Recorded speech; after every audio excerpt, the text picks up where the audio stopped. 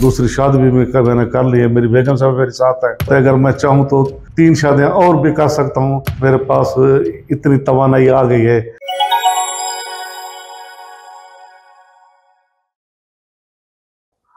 16 के करीब मेरी एज है और कुछ ज़रा तबीयत सही नहीं रहती थी। इरेक्टाइल डिसफंक्शन की वजह से टेबलेट वगैरह भी इस्तेमाल की। पहले तो वो टेबलेट वगैरह असर करती थी, बाद में उन्होंने असर करना छोड़ दिया।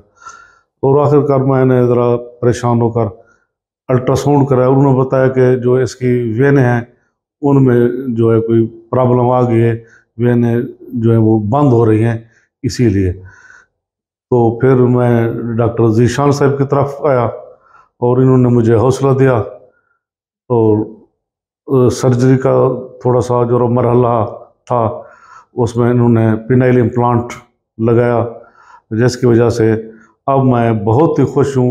और दूसरी शादी भी मैंने कर ली है। मेरी बेगम साहब मेरे साथ है, वो भी मेरी जो घरेलू ज़िंदगी है उससे बहुत ही मुतमईन है और मैं ख़ुद भी मुतमईन हूँ। लेकिन मुझे उनसे मोहब्बत है। अगर मैं चाहूँ तो 3 शादियाँ और भी कर सकता हूँ। मेरे पास इतनी तवानाई आ गई है। लेकिन क्योंकि मुझे अपनी बीवी से मोहब्बत है, अब मैंने अपनी ज़िंदगी बकाया, क्योंकि उन्होंने मुझ पर भरोसा किया है। अब जो भी मेरे पास तवानाई ताकत 3-4 ख़वातीन की है, वो मैं एक ही बीवी को खुश रखूँगा इंशाअल्लाह।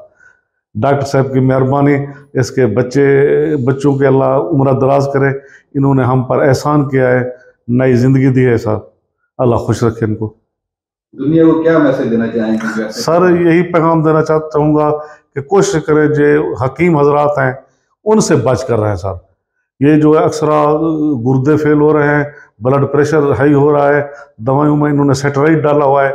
उसकी बजाय ये जो है अपने काबिल तरीन और तजर्बाकार डॉक्टर साहब के पास तशरीफ़ ले आएँ, क्योंकि मैंने इस इरेक्टाइल डिसफंक्शन पर मैंने बहुत ही रकम खर्च की है, जिससे कोई फ़ायदा नहीं हुआ था। लोगों को भी यही पैगाम दूंगा, बजाय हकीम या कोई जो है नीम हकीम, उनसे बचें और डॉक्टर ज़ीशान साहब से रब्ता करें और अपना इलाज करवाएं।